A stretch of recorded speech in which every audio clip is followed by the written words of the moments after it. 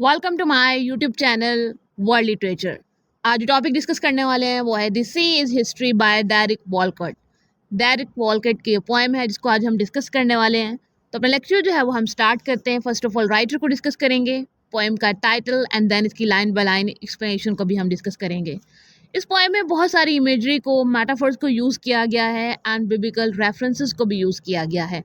इस पोएम की लैंग्वेज जो है वो थोड़ी डिफ़िकल्ट है क्योंकि बहुत सारे मेटाफर्स यूज़ किए गए हैं, तो एक इनडायरेक्ट मैसेज जो है वो कॉलोनाइजर्स को दिया गया है।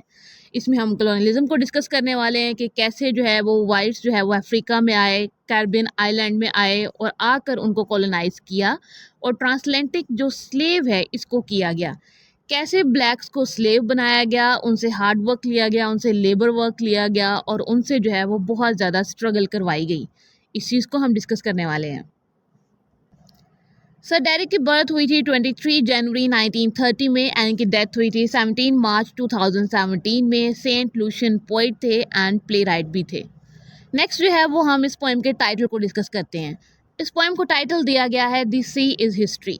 वैसे तो हम नॉर्मली किसी भी कल्चर की, किसी भी कंट्री की जो है वो हिस्ट्री को रीड करते हैं, रिटन फॉर्म में होती है, मॉन्यूमेंट्स की फॉर्म में होती है। हम म्यूजियम्स को देखते हैं, डिफरेंट मॉन्यूमेंट्स को देखते हैं, बिल्डिंग्स को देखते हैं और हमें पता चलता है कि ये इस कंट्री की हिस्ट्री है, ये इस कल्चर को जो है वो रिप्रेजेंट करती है, ये बिल्डिंग, ये मॉन्यूमेंट। बट सी जो है ये भी एक हिस्ट्री है। मीन्स के सी जो है वो भी हिस्ट्री रखता है, क्योंकि जो फर्स्ट ट्रैवलिंग थी वो कहाँ से स्टार्ट हुई थी? सी से स्टार्ट हुई थी।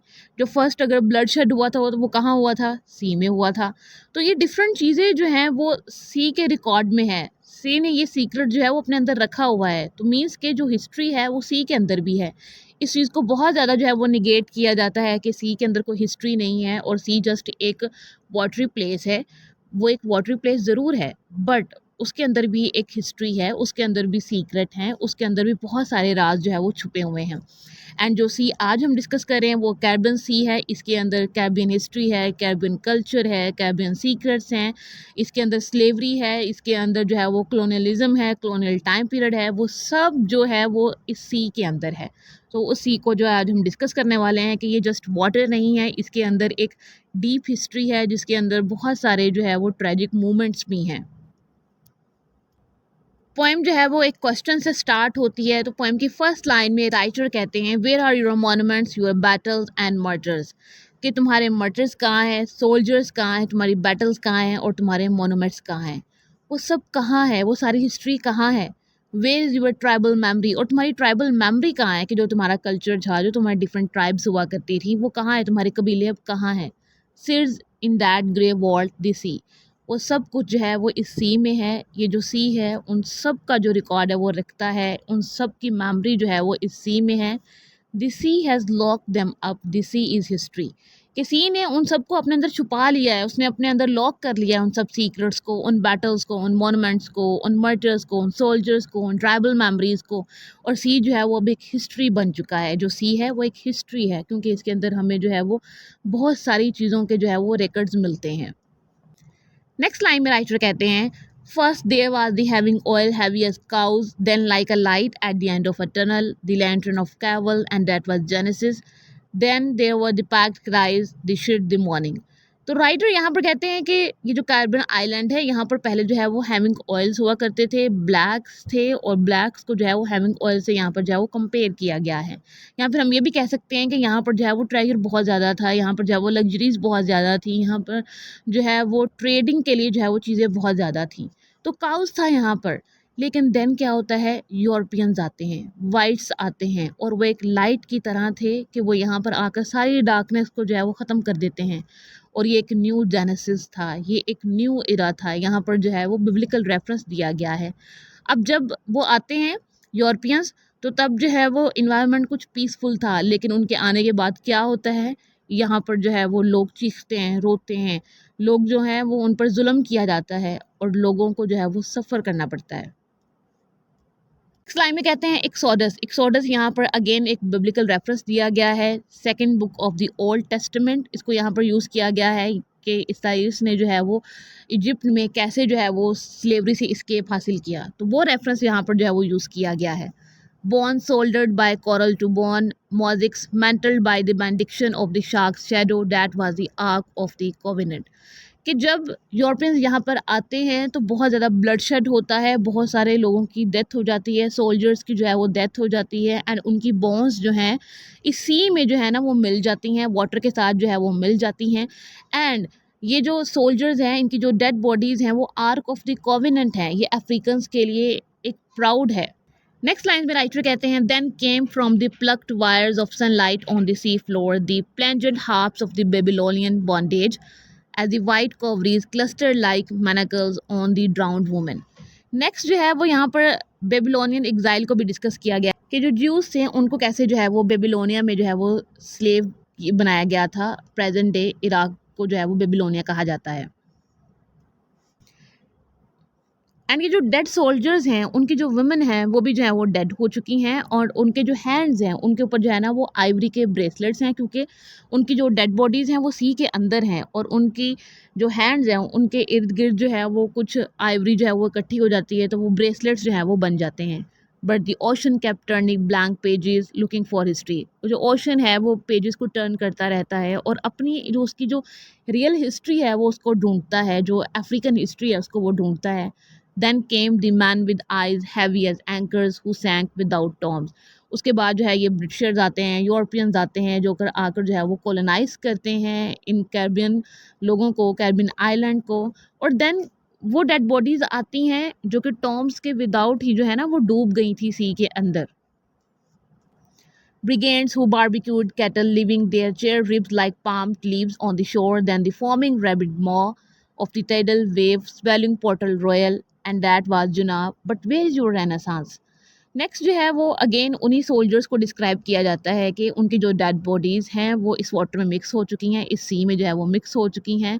उसके बाद पोर्ट रॉयल को यहाँ पर जो है वो मेंशन किया जाता है। अगेन जो है यहाँ पर बिब्लिकल रेफरेंस को यूज़ किया गया है कि कैसे जो है वो जमाइका जो है वो अर्थक्वेक की वजह से जो है वो डिस्ट्रॉय हो गया था।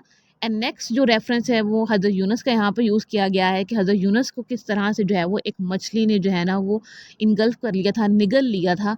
उसी तरह से ये डेड बॉडीज़ हैं वाटर में कि जिस तरह उन्हें जो है वो कॉलोनाइजर्स ने, वाइट्स ने, ब्रिटिशर्स ने जो है ना वो निगल लिया है। बट राइटर क्वेश्चन करता है कि हमारा रेनेसांस कहाँ है, हमारा चेंज कहाँ है, हमारी इंडिपेंडेंस कहाँ है।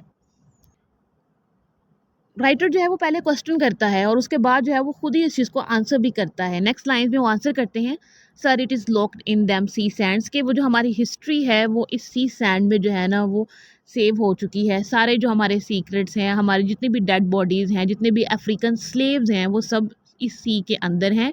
Out there past the reefs moiling shelf where the man's of war floated down, strop on these goggles, I will guide you there myself, it's all subtle and submarine through colonnades of coral. और ये जितनी भी dead bodies हैं इन्होंने सी के अंदर जो है ना वो अपनी एक लाइफ बना ली है, जो कि उनकी एक सिटी लाइफ है। और उस सिटी लाइफ में जो है ना वो कुछ गोथिक विंडोज़ भी हैं, सी फैंस भी हैं, और यहाँ पर जो है वो जितनी भी वुमेन हैं जिनकी जो है वो डेथ हो चुकी है वो भी यहाँ पर रह रही हैं, उनकी डेड बॉडीज़ भी जो है ना वो रह रही हैं। तो सी के एक नीचे एक अफ्रीकन लाइफ जो है वो बन चुकी है, एक सिटी बन चुका है। नेक्स्ट लाइन्स में अगेन जो है वो अफ्रीका को गोमरा से जो है वो कंपेयर किया जाता है। गोमरा ये जो एक बिब्लिकल और कुरानिक प्लेस है जिसको जो है वो गॉड ने डिस्ट्रॉय कर दिया था। ये जो प्लेस है ये विक्टिम बनी थी गॉड के रैथ की।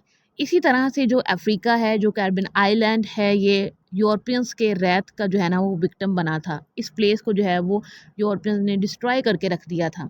उसके बाद क्या होता है कि हर तरफ लैमेंटेशन थी, हर तरफ जो है वो रोना था, और ये लैमेंटेशन जो है वो अभी तक जो है वो कंटिन्यू है। ये हिस्ट्री नहीं हो सकती है, ये सिर्फ एक लैमेंटेशन है, ये एक सफरिंग है, एक स्ट्रगल है, ये सब कुछ जो है। नेक्स्ट लाइन में राइटर कहते हैं, then came like scum on the river's drying lip the brown reeds of villages, कि यहाँ पर विलेजर्स थे, अफ्रीकन कल्चर था, उन सबको जो है ये टाउन्स में चेंज कर दिया गया। टाउन्स में चेंज करने के बाद जो है वो यूरोपियन कल्चर यहाँ पर लाया गया, यूरोपियन इन जो रिलीजन है इसको इंट्रोड्यूस करवाया गया। एंड इवन के जो है वो क्राइस्ट की भी जो है ना वो डेथ हो जाती है। मीन्स के किसी की डेथ को जो है ना ये कहा जाता है कि ये न्यू टेस्टामेंट है, अब जो है ना वो चेंज आ जाएगा। तो वो चेंज कैसे हो सकता है कि आप जो है वो गॉड को, गॉड के ऑर्डर को, गॉड के रूल को डिस्ट्रॉय कर रहे हो, ह्यूमैनिटी को डिस्ट्रॉय कर रहे हो, और उसके बाद आप कहते हो कि न्यू टेस्टामेंट है। यूरोपियंस यही कहते थे ना कि हम अफ्रीकन्स को सिविलाइज करने आए हैं, यहाँ पर जो है ना वो हम चेंज लेकर आएंगे, यहाँ पर हम इंडिपेंडेंस लेकर आएंगे, यहाँ पर जो है वो हम इनलाइटनमेंट लेकर आएंगे, यहाँ पर जो है वो हम प्रोग्रेस लेकर आएंगे। तो किसी की डेथ के बाद जो है वो क्या प्रोग्रेस हो सकती है? किसी के कल्चर को, वैल्यू को डिस्ट्रॉय डिस्ट्रॉय करने के बाद क्या प्रोग्रेस जो है वो हो सकती है। तो राइटर क्वेश्चन करता है कि ये कैसा न्यू टेस्टामेंट है, ये कैसा न्यू ऑर्डर है, ये कैसा न्यू रूल है, ये कैसी प्रोग्रेस है जिससे जो है वो ह्यूमैनिटी डिस्ट्रॉय हो गई, गॉड जो है वो उसका जो रूल है, उसकी जो नेचर है वो डिस्ट्रॉय हो गई। नेक्स्ट लाइन में राइटर कहते हैं then came the white sisters clapping to the waves progress and that was emancipation jubilation or jubilation vanishing swiftly as the seas lays dries in the sun। उसके बाद जो है ये वाइट सिस्टर्स आती हैं और वो कहती हैं कि इमेंसिपेशन एक्ट जो है ना वो आ चुका है। इमेंसिपेशन एक्ट आपने सुना होगा 1863 में आया था अमेरिका में। उस टाइम पे जो है वो स्लेवरी को एंड करने के लिए ये एक्ट आया था, लेकिन ये एक्ट आया था बट बहुत ही कम टाइम के लिए आया था, उसके बाद ये डिसअपेयर हो गया था।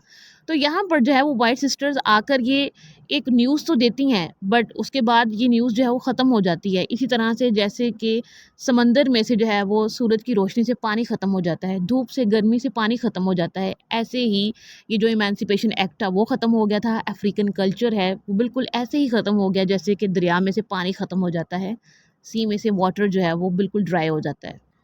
देन राइटर कहते हैं but that was not history, ये हिस्ट्री नहीं थी, दैट वाज ओनली फेथ, ये एक फेथ था। ये जो कॉलोनियल टाइम पीरियड था ये कॉलोनाइजर्स का एक फेथ था। And then each rock broke into its own nation, कि जो यूरोपियंस थे उन्होंने जो है ना नेशन को सेपरेट कर दिया। वो जिस मोटिव से आए थे वो एक रॉन्ग मोटिव था, वो एक ग्रेटिव मोटिव था। पोएम की जो लास्ट लाइंस हैं वो बहुत इंटरेस्टिंग लाइंस हैं क्योंकि इसमें जो राइटर है वो रिवील करते हैं कि किस तरह से पूरे यूरोपियन सिस्टम को अफ्रीका में इंट्रोड्यूस करवाया गया था। तो राइटर कहते हैं then came the flies, then came the secretarial heron, then came the bullfrog bellowing for a vote, कि सबसे पहले जो है वो क्लर्जी आता है फ्लाइज की फॉर्म में, देन जो है वो सेक्रेटरी आता है, उसके बाद जो है ये जितने भी पॉलिटिशियंस हैं ये फ्रॉग्स की तरह आते हैं वोट्स लेने के लिए, fire flies with bright eyes, उसके बाद इंटेलिजेंट लोग आते हैं वो अपने आके इंटेलिजेंस दिखाते हैं बैट्स की तरह, उसके बाद अम्बेसडर्स आते हैं डिफरेंट कंट्रीज़ के, उसके बाद जो है वो पुलिस आ जाती है, पुलिस अपना ही एक मोटिव लेकर आती है। नेक्स्ट लाइन में राइटर कहते हैं कि उसके बाद जजेस आते हैं कैटरपिलर्स की तरह, और ये इस तरह से आते हैं कि इनका साउंड है ये एक रूमर की तरह आते हैं, हर तरफ जो है वो फैल जाते हैं लेकिन कोई इको नहीं होती है और ना ही कोई हिस्ट्री थी। ये एक ऑपरेशन था जिसको जो है वो हमने फेस किया, ये एक स्ट्रगल थी, ये एक सफरिंग थी। ये जो हमारे कॉलोनाइजर्स हैं ये हिस्ट्री नहीं है, ये हमारे लिए एक क्वेश्चन मार्क है। एंड ये जो यूरोपियंस हैं ये इंसेक्ट्स की तरह हैं जिसने जो है ना वो हमारे कल्चर को, हमारे कंट्री को, हमारी नेशन को, हमारी वैल्यूज़ को, हमारे एजुकेशन सिस्टम को, हर चीज़ को डिस्ट्रॉय कर दिया। और इस चीज़ को जो है ना वो आज तक हम फील कर सकते हैं, जो ब्लैक्स हैं वो फील कर सकते हैं, अफ्रीकन्स जो है वो फील कर सकते हैं। आज के लेक्चर में बस इतना ही। आई होप कि यहाँ तक ये जो पॉइंट है वो आपको समझ आई होगी। वीडियो को लाइक और शेयर और चैनल को ज़रूर सब्सक्राइब कीजिएगा। Thanks for watching my channel.